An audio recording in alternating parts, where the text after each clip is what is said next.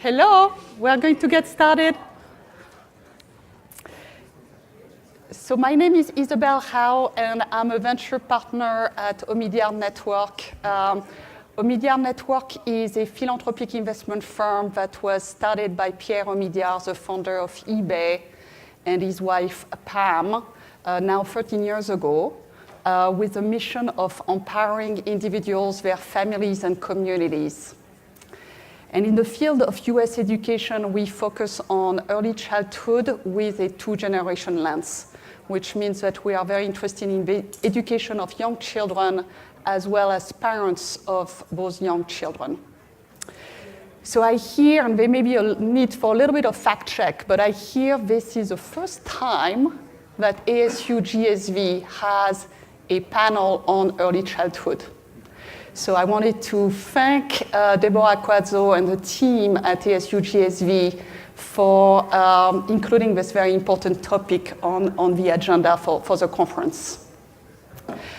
A fun fact, we were part initially of the K-12 track, which got changed to PK-12 track quite appropriately because of this panel. So that's progress, a little progress.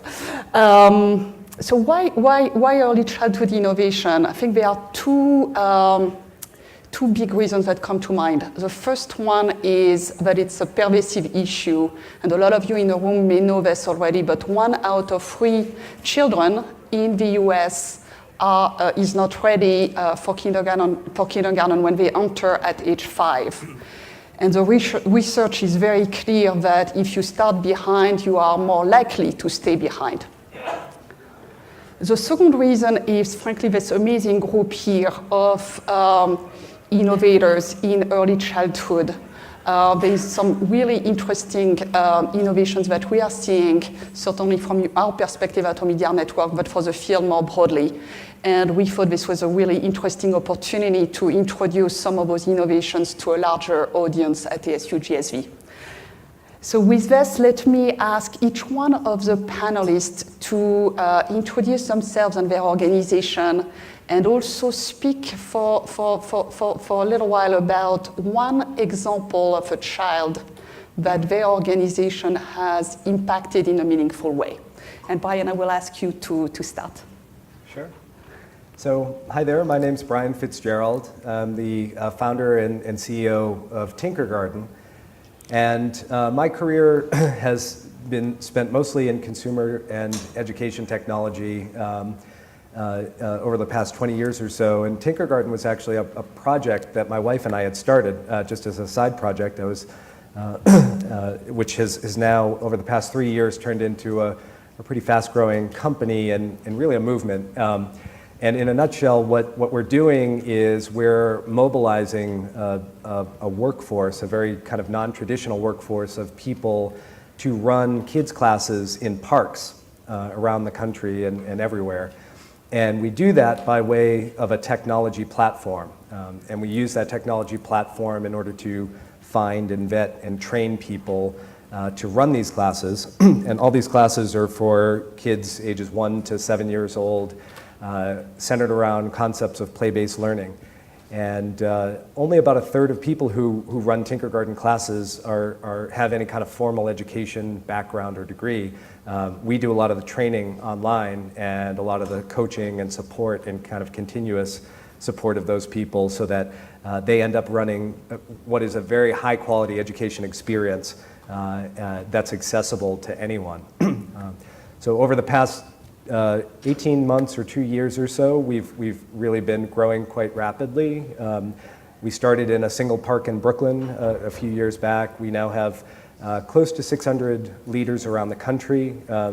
That number will close to double by the end of this year. And we're reaching almost all 50 states, 45 states at this point. Over 50,000 families have gone through the program. So we're feeling excited about the potential to bring this to more and more people through a very accessible, lightweight model. And I was thinking about this question of an individual who we've helped, And there is a story of a boy named Michael who is in Bridgewater, New Jersey. We've had a longtime leader, Melissa Ferreo, who is the leader there. And there was a story that she was telling to us about the parents of this child. He's 3 years old. And the story was that he basically had a childhood where he was a very kind of anxious kid and had a lot of energy. And there was if you've all heard of the Little Gym, is a kind of a supplemental alternative. Had a class that he was in at Little Gym, and it was the kind of thing where he just couldn't even sit in the circle and could not sit still. And so the parents were actually very anxious about the development of their child because they weren't quite sure about whether or not he was hitting his milestones, and kept seeing their child in these learning environments, and he wasn't really fitting in with the other kids.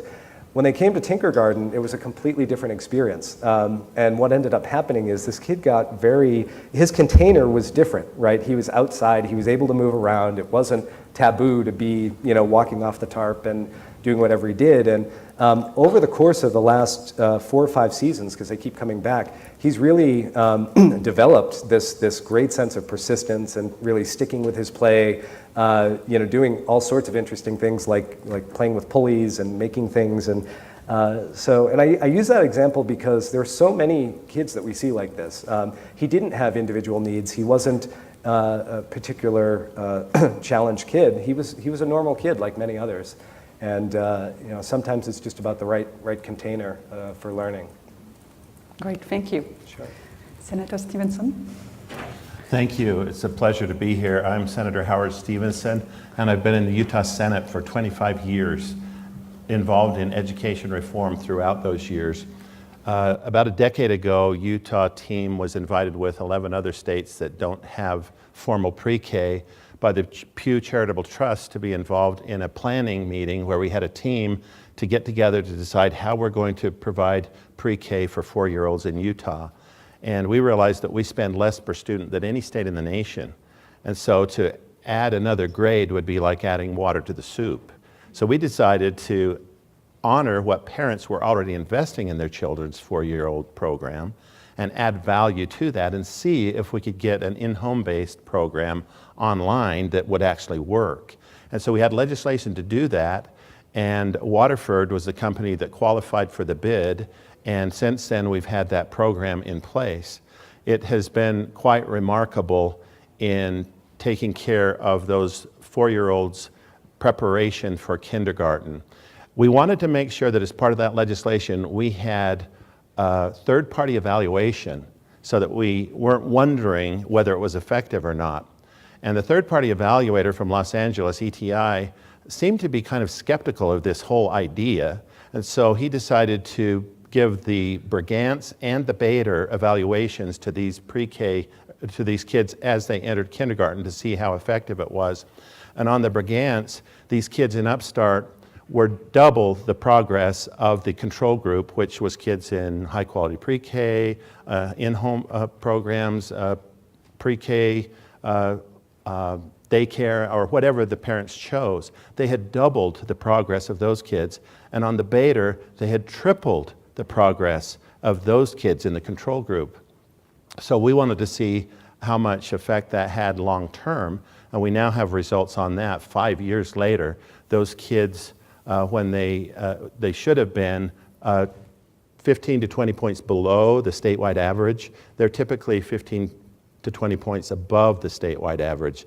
And it's not with any formal education, but what happens is that the parents are involved. They are taught skills to back up their child. The child is monitored on daily use, 15 minutes a day, 5 days a week. And they just love it because there's 2 raccoon cartoon characters, Rusty and Rosie, that are their daily tutors that help them for that 4-year-old year of what would have been pre-K, formal pre-K. So there's one child I'm thinking of who, Jesus, his family just arrived in the US a year before, and he knew very little English, and he was enrolled in the program. Jesus spent the 15 minutes a day, 5 days a week. his mother was tutored weekly online on a phone call by the mentors that speak her language, giving advice on how to engage her child, how to make sure that Jesus was on the program every day. And then when Jesus entered kindergarten, he was evaluated just for placement. And the teacher said, "This child already knows everything I'm going to be teaching this year." And in fact, he's reading at a first grade level. And so I'm going to place him in the first grade reading group, and I'm going to give him assignments to tutor other children, especially Spanish-speaking children, in my kindergarten. So I believe that the non-cognitive effects for Jesus were actually more powerful, or just as powerful, as the cognitive effects. Because not only did he look around the room and say to himself, "I am one of the smartest kids in my classroom." He came from this low-income neighborhood where he never thought he was anything special, and he realized now that he is responsible for helping other students. The non-cognitive, I believe, is also what ensured that his sustained progress continued, because now, 5 years later, in his 4th grade end-of-level tests, he is significantly high on those scores and is still at the top of his class. These are kids who would have been on a trajectory for failure, and they are on a trajectory for high success. Thank you. Great example. Caroline? Hi there, I'm Caroline Hu-Flexer, and I'm the CEO and one of the co-founders of Duck Duck Moose, which is now a subsidiary of the nonprofit Khan Academy. My husband and I founded the company in 2008, and we started it, like Brian, as a family project. So we had a daughter that was 2 at the time, and her favorite song was The Wheels on the Bus. So we started, our first app was The Wheels on the Bus, which was a musical storybook where children could listen to the song in different languages and their parents could record their voice, or later on the kids could record their own voice. So from then we went on to develop 21 different apps, and most of them targeted at preschool age, but some early elementary school. So our company has gone through a few different iterations. We were bootstrapped for 4 years. Then we were venture funded, funded by Sequoia Capital and Lightspeed Venture Partners. We are a for-profit company, and most recently we've gone through a big company transition to become a nonprofit, and we'll talk a bit more about that later, but we are now a subsidiary of Khan Academy. It was a decision that we made in order to maximize our impact on children and our growth around the world. And so far, we've already seen the results of that without launching. We're working on a big new comprehensive early learning app. That's what we're leading at Khan Academy now. But even prior to that big launch, we've already seen tremendous growth with our existing 21 apps. So just to give you a sense, in 8 years as a for-profit company, we had 10 million downloads, which is great for paid apps. But now, in just a few more months, now we're over 30 million downloads. So for us, it's the impact around the world that really motivates us. And in terms of a kid example, our approach has always been to design for the child first and have them have an experience for any child that they can explore and learn by themselves with the technology and with their parents, but fundamentally it's something that the child can drive and feel empowered to do on their own. And with what we heard from this one mom who had said, we've always tried to give children a voice through technology. So whether it's they're expressing themselves through drawing or recording their voice or creating something. And in this case, this mother said that we literally gave her child a voice. He was nonverbal and not speaking, but very interested in the music in our apps and using one of our reading apps, and she would play with him so that they would have this shared experience, and she was very grateful for that. And she realized that he started speaking because he was imitating the characters in our apps. So there was a mouse that raised their hands and said, awesome, and he started just mimicking what the mouse was saying. And so I think it gave him an exciting space, an engaging space for him, but also a safe space so that he could feel comfortable. And then from then on, she realized like he knew so much more than he had been expressing before. So that's our story. Great. Hello, everyone. My name is Chris Bennett. I'm one of the co-founders and the CEO of a company named Wonder School.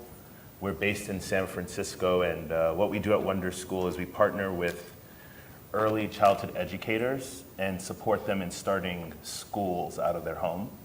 And we work with children ages 3 months to 5 years. And what we provide to the teachers who start programs on our platform is we essentially take them from idea to a full school, is the way we think of it. So we help them submit an application with the state so that they can get a license. We help them through a number of the business decisions they need to make around pricing their program, how to figure out how to hire their first assistant teacher. Then we work with them through the marketing phase, where we help them create a website, and then we provide them effectively like a growth team to help them fill their school. And then once their school is full, we have software that they use to manage their school on an ongoing basis. So manage enrollment, manage payments. And since we're primarily focused with teachers right now, focused on working with teachers, prior teachers, they manage the majority of the curriculum and the day-to-day aspects, and we just provide them the support so that they can, run their school effectively. And the reason why we're working on this problem, as I'm sure a lot of you know, there's just not enough high-quality early childhood education options for families worldwide, especially when it comes to infant care. And we're finding that that's the majority of our focus right now. When we started out, we named the company One Preschool because we thought we would be a preschool. And we found that the actual need is for families with children between 3 months and 3 years. And that's what the majority of the students in our programs are focused on. We're based in, we have schools in all of California right now, as far east as an area called Brentwood in the Bay Area, not LA, Brentwood, and then as far south as Irvine right now.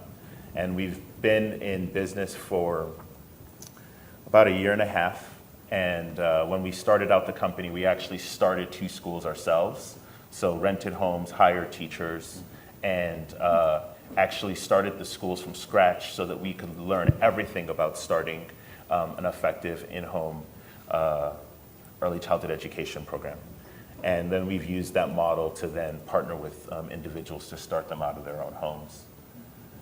Right now we have 50 schools that have started on the platform, and we're looking to expand nationwide in the next 18 months. And we're looking at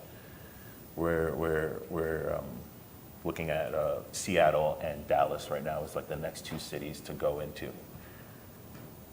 Oh, and then the mission of the company, I want to make sure I share that too. The mission of the company is to provide high quality childhood education to every child in the world. And we believe the best way to do this, at least in the States for now, is to empower teachers to start these schools out of their homes. We find that preschool teachers make like, in the Bay Area, they can make like $35,000 a year, which is close to the poverty level in San Francisco. Like you would go in debt on like $75,000 a year in San Francisco. And what we're finding is teachers that are using the Wonder School platform can actually afford to live in their communities and make sometimes 3 times or 4 times more than what they were making working at a preschool. So it's also empowering teachers to be entrepreneurs who can provide for themselves, which is something we're super excited about. And the child I want to talk about is this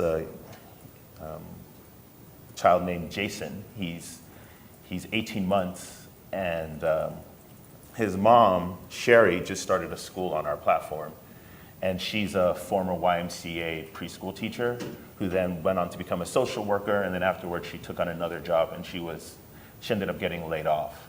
And when she was a social worker, she was looking for schools for Jason, and all of the best schools, and she lives in Englewood in Los Angeles, all of the schools in the area were full.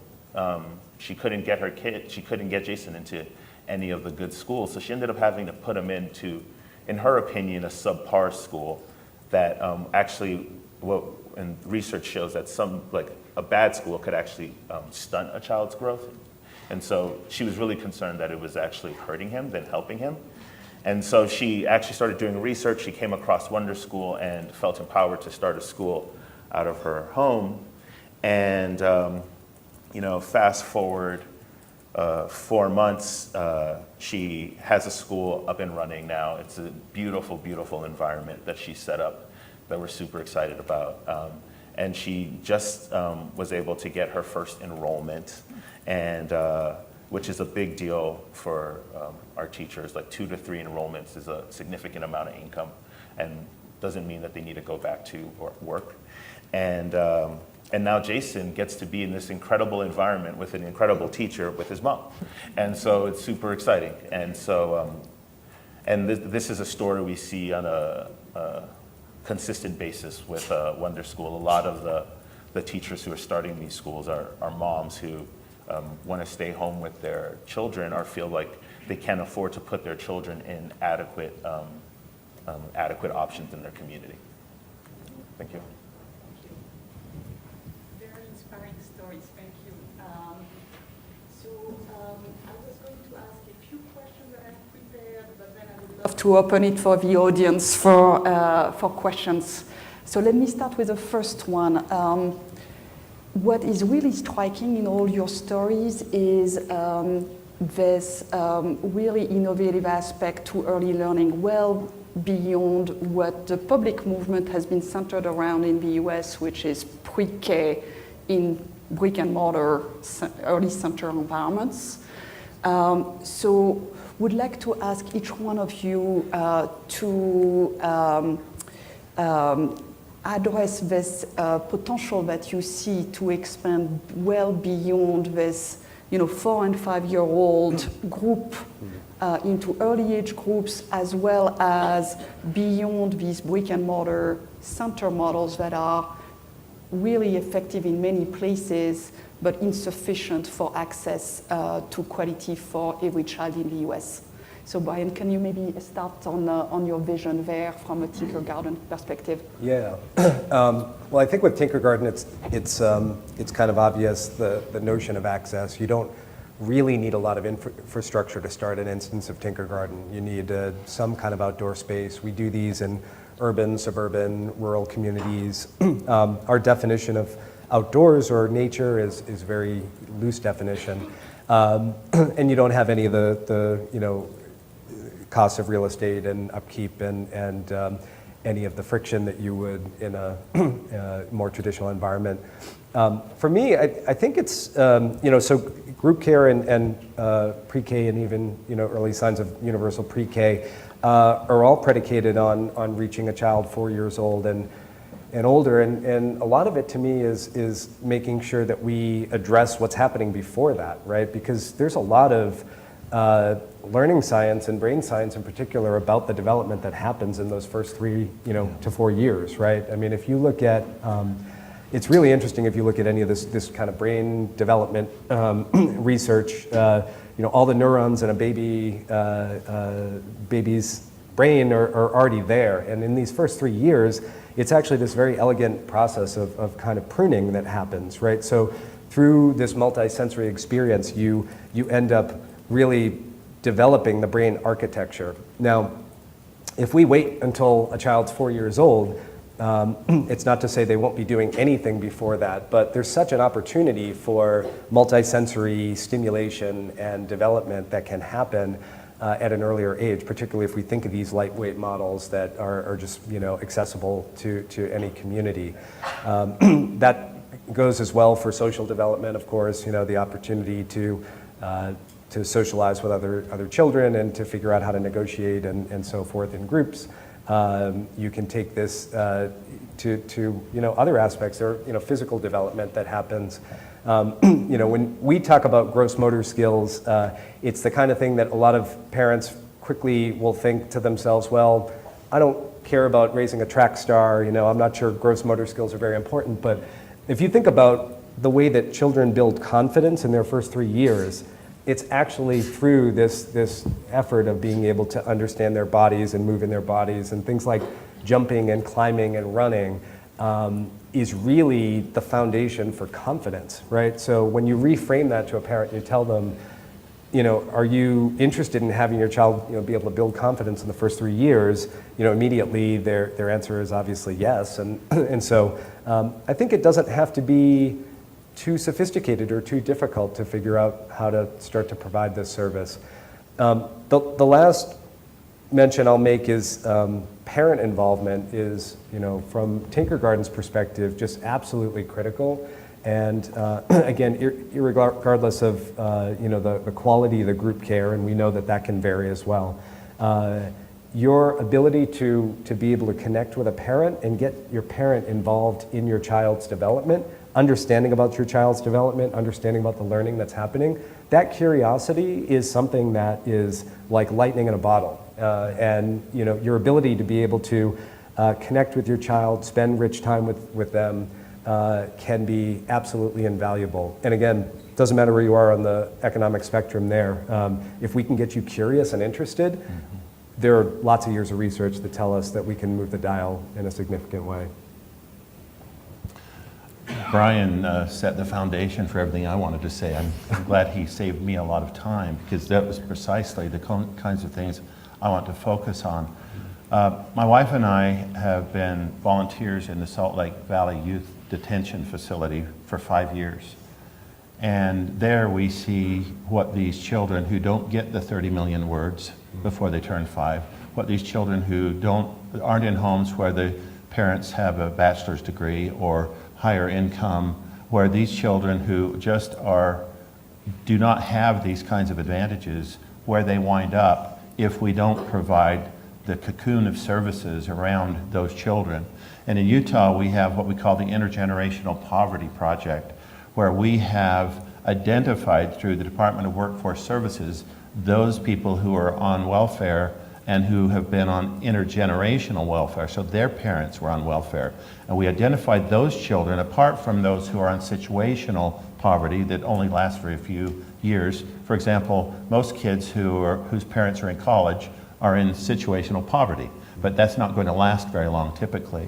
So we identify those kids who are on intergenerational poverty, and we actually enroll them in the Upstart program. And then the parent piece is so important, but parents need to know what kinds of things they should be doing. And so with the Upstart program, they're weekly tutored on the kinds of conversations they can have with their child and that kind of thing. We are seeking to go even deeper below age 4 to reach those children so that we can make sure that they don't end up in the Salt Lake County Youth Detention Facility or any facility like that. We know that unlike the early psychologists in education taught that human intellect is fixed and you can't do anything about it, and that the public school system is to rank and sort them by their fixed intellect, that every one of these children has immense, infinite potential. Yeah. But we need to provide that cocoon of services around those children who don't have the kinds of supports they need. And a lot of it has to do with the parent training. I'm on the international study group of the National Conference of State Legislatures, and we've looked at the highest ranking countries on the PISA International Report Card. And in Finland, for example, they deliver at the hospital a box. You know, we talk about how these babies don't come with instruction manuals. In Finland, they do. And they actually come with clothing, the box is the size of a bassinet that can be used for the first few months. And they help support those families at the hospital in what kinds of things you should be looking for at different ages, what kind of activities you can have, We just need to do more of that, especially for those children at risk. Yeah, thank you.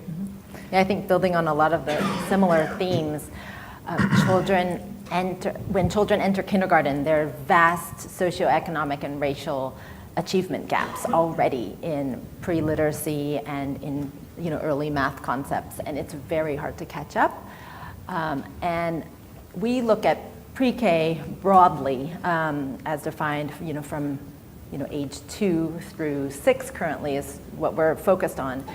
And also in the homes, so focused on helping families, because we think that a lot of these achievement gaps can be helped if families, particularly those in the lowest socioeconomic communities, have the better resources. So they don't have the great libraries and books and educational resources, or the confidence or time, oftentimes, to understand what are the growth milestones and what are the things from a whole child perspective that your baby should be learning at different ages. So what we're doing at Khan Academy is leading an early learning initiative where we're focused on kids 2 through 6, building a new comprehensive offering that will help children of all abilities and within those ages to learn at their own pace. So we're not going to slot a 2-year-old into a fixed curriculum or a 4-year-old into one, but every 4-year-old and every 2-year-old is different. So we'll have them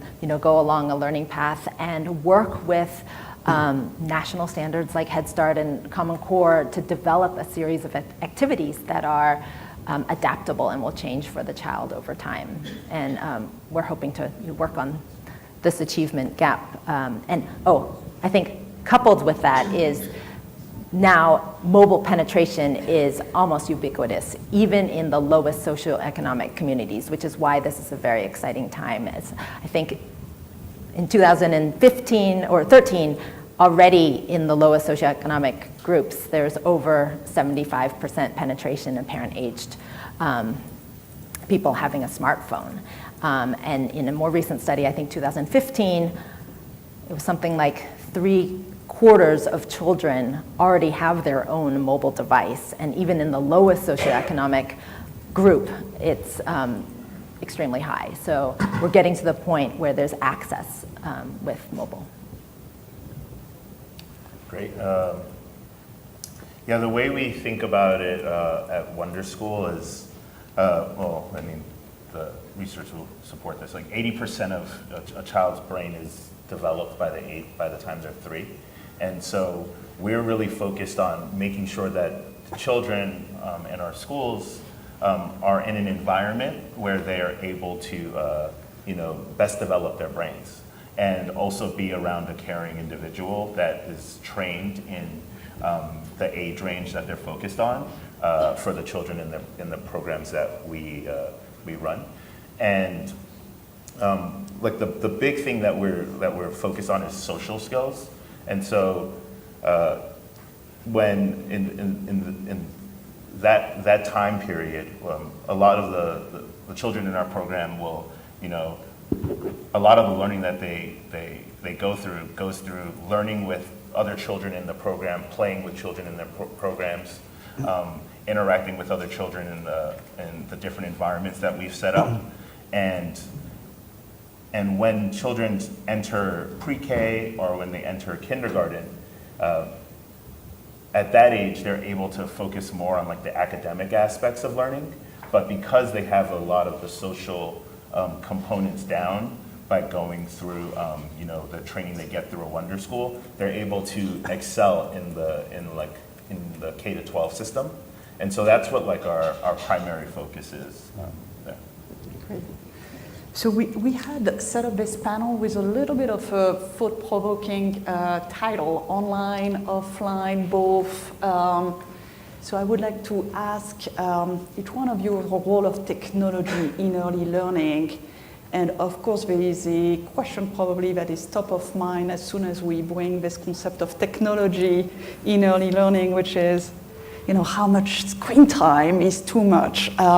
So Caroline, let me start with you, because obviously you are representing the digital almost only piece. So would love to hear your perspectives on this question first. Sure. So just first off, As a mom myself, kids are 9 and 11, so they've gone through this stage already. I mean, I absolutely believe in children having a variety of experiences, and we're by no means advocating, even though we're a mobile company, that children spend hours on end on a mobile device. But in moderation, we see it as a very powerful educational tool. And I think I get this question all the time about how much screen time should I give my kid? And I think I start with just the term screen time is maybe needs to be rethought, because a screen is a glass surface, there's a TV screen, there's mobile screen. I think instead of thinking about screen time as one thing, whether you do it for 1 hour or not, or give any screen time versus no screen time, it's more about what is the child's experience. So what is the content on it? What is the educational value that you're getting? How is your child interacting with the screen? Are they staring passively at it and getting that glazed over look or tapping at treasures or something mindlessly? Or are they drawing? Are they reading a book? Are they playing with their parent? Are they learning a new song? And getting curriculum they wouldn't otherwise have. I think it's just watching your individual child or the children you're working with is the key to that. It's just really seeing cognitively, you can see on their face like what they're going through and how their bodies are moving, what they're doing with the technology. Are they dancing and singing into it, or are they just kind of passively looking at it? And so I think that's how we think about technology and screen time. Thank you. Yeah, Senator Stevenson, let me ask the same question, because you also are coming with Upstart with more of a digital solution. So Yes. would be very interested in your thoughts as well. Upstart is focusing mainly on low-income, minority, immigrant, and special ed children. And many of these don't even have a computer in the home, so they don't have a screen per se, except for maybe a parent's mobile phone. And so we place the computer in the home, and they're required to be on there 15 minutes a day, 5 days a week, or 20 minutes a day, 4 days a week, in order to continue to have it in their home. But it also provides the parents with internet connectivity, which some of them have never had, so they can stay connected to support groups, family, churches, and school for their older children. But we also ensure that they have on there other programs for older siblings, so that they do not have an envy factor over their 4-year-old little brother having that computer time, but not them. And so we have educational components that help them at their appropriate age group. But I think screen time ought to be carefully monitored by parents, because you don't want it to be a babysitter. But at the same time, the power of the interactive, adaptive feedback that a child is getting while engaging in these early academic skills is so powerful. And the brain research has shown that these kids, when they get that feedback, the brain research that Brian referred to, done by Harvard, the serve and return, that an infant creates their own brain architecture, that continues throughout our lives. We're doing it right now when we serve and return in our lives. And those children who are on the Upstart program are getting that kind of feedback. And the brain research shows that when they get it, there's dopamine that's released. And that's why authentic learning is always joyful, and it's not painful. And that's what we find with these children and their siblings who are on there. But it needs to be monitored, especially at Thanksgiving we had our family at our home, and we had 18 people there. I counted the devices. There were 37 devices for 18 people. And that may be a problem for a middle-class family, but for these low-income and immigrant children, we want them to have that 15 minutes a day. Your take at Wonder School is a little bit different on technology. Technology is more of an enabler. Can you maybe comment on your vision of technology in early learning and the digital piece for children or educators or both? Yeah, we are, as an organization, we're always learning, and we're always looking to build off of the latest research that is, being published. But today, the way our schools operate, children under 2 receive no access to any sort of screens, and children over 2, we do not advocate for it, but there will be at times access to screen time with like a supervised individual nearby. But we're a technology company, so everyone on our team is in front of screens, 99% of the time, or the vast majority of the time. And we're focused on building software and solutions for our directors so that a lot of the administration pieces of running a school are automated, so that the directors can actually spend more time supervising and engaging with children instead of having them rely on using screens. Thank you. Brian? Tinkergarten, offline model, but with a lot of technology on the back end. All screens, all the time. No, I would share a lot of the same sentiments that have been discussed. As I've mentioned before, my background has been in technology. Our kids, I have 3 daughters, all of which use plenty of technology. In fact, the Duck Moose apps are some of our favorites. And I agree with Caroline in the sense that not all of these things are created equal, right? And if you have folks who are developing these things that have a real design sense and a sense for kind of human interaction that can play off of some of the dynamics that this research is based in, that's a wholly different experience from a screen perspective than something else. So at Tinkergarten, I mean, our feeling on this is very similar to, I think, the instinct of a lot of parents, which is there's got to be some balance, and the truth is somewhere in the middle of these 2 things. We actually have a lot of observation and notice a lot about the differences in the kind of learning posture and stance is something we talk about just of a learner in a natural environment. And if you think about the beauty of a natural environment, irrespective of the way that you perceive it, it's a very interesting classroom because it's multisensory by definition, because it's ambiguous and it's quirky and it changes season after season, right? It's a very stimulating environment, but at the same time, it's a very calming environment. And there's a real power in getting a child in that kind of a situation, because their level of engagement is, there's this concept called zone of proximal development, which I know you guys know, where when you design video games, right, you're trying to find this level of engagement, and you do have the same level that can be reached in a natural environment if you have this right balance of kind of engagement, but yet calmness and focus. And I mean, look at the skills and think about what we're talking about here. When we think about school readiness, is a learner ready to engage? Can they persist? Can they sit in their chair long enough to learn that math lesson? These are skills that can be gained by playing outside. And so we feel pretty strongly that balance is something that's kind of gotten out of balance. I mean, we all, 37 devices are a great example of this.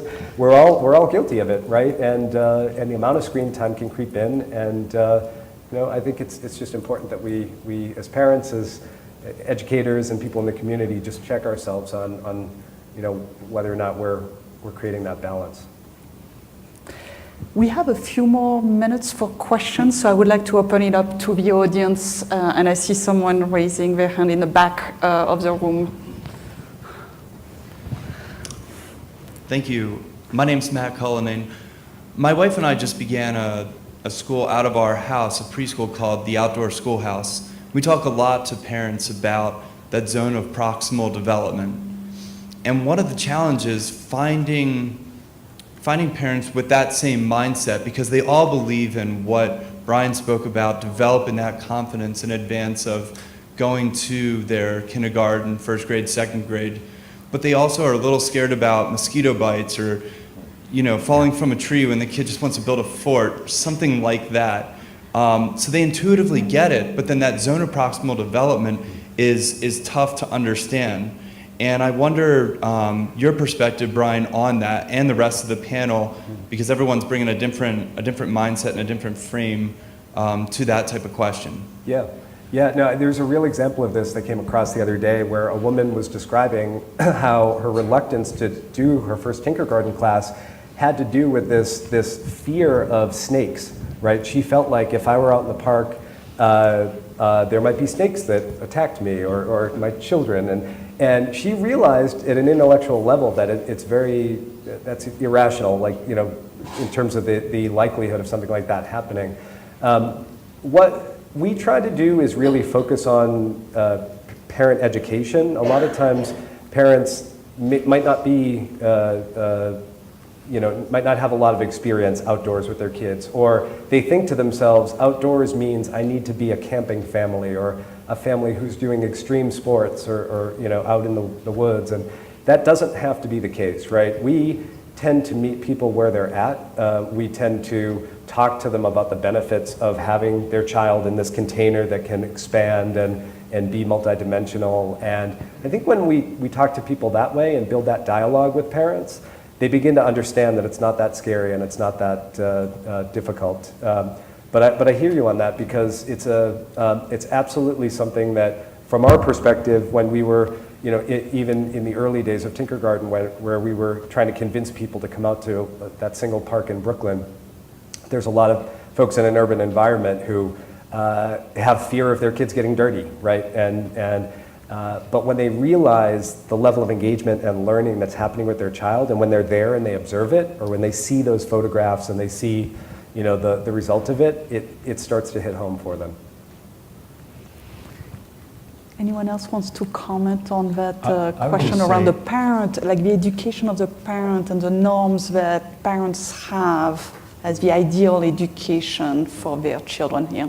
I would just like to say that the most important factor, I believe, whether it's in online education or whether it's in experiential education, it needs to be something that respects the interests and the desire of the child.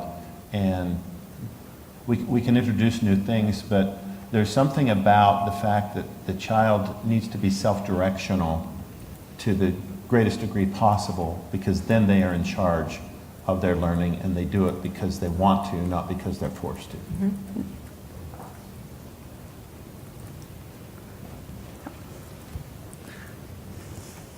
My name is Lisa Bont. I'm with Lit Lab, and I'd love for the panel to comment on the Pokemon Go factor, which is the essence of being able to really think about the fact that poverty is incredibly isolating. And you all have talked a lot about kind of the dyad between the caregiver and parent, but the extent to which online and offline experience can actually break through, kind of connecting people to other aspects of their community. Caroline, do you want to start on this question about the benefit of online and offline, and some of the great initiatives that you're working on in that regard? Yeah, I think for us, it's also part of our shift as a company. So we had, as a for-profit company, we had been focused on selling paid apps, and that also limited the impact that we could make on diverse communities because of the pay factor, but also because of the platforms that we were able to focus on. But now that we're part of a nonprofit and can have all our apps be free, and able to focus on Android and other platforms to meet those communities. And so I think that's where we're really excited, is to be able to, with mobile being in these different communities, being able to share, now this curriculum can be more broadly used, and also having an element of parent education incorporated into our apps. With the Upstart program, we're focused on 10,500 students who are in the low-income, minority, immigrant, and special ed communities. So out of our 44,000 4-year-olds in this state, we are reaching 10,500 of them at a very low cost, significantly lower, a fraction of what bricks and mortar pre-K would be, but it reaches the very communities that have been isolated and left out. Yeah, I would just comment too that, I think what you saw with Pokemon Go is this ability to kind of transcend and for people to get involved in their local communities. And I think having these kinds of efforts come from the community is a really important aspect here. We're actually in the process of launching a program with the Head Start this summer where we're going to be bringing Tinkergarten to very different communities. And one of the core tenets of that is making sure that the leaders themselves, we're doing it in 4 different languages, but the leaders themselves are from the community, and they're people who can help to adjust culturally and help to take in the various differences that exist within each of these communities and make that learning experience really valuable. So I actually see a lot of parallels to what you're describing, and that to us is a really important element of it. I see that we are unfortunately out of time, so let me thank our great panel and these very thoughtful answers and very inspiring stories. So thank you very much.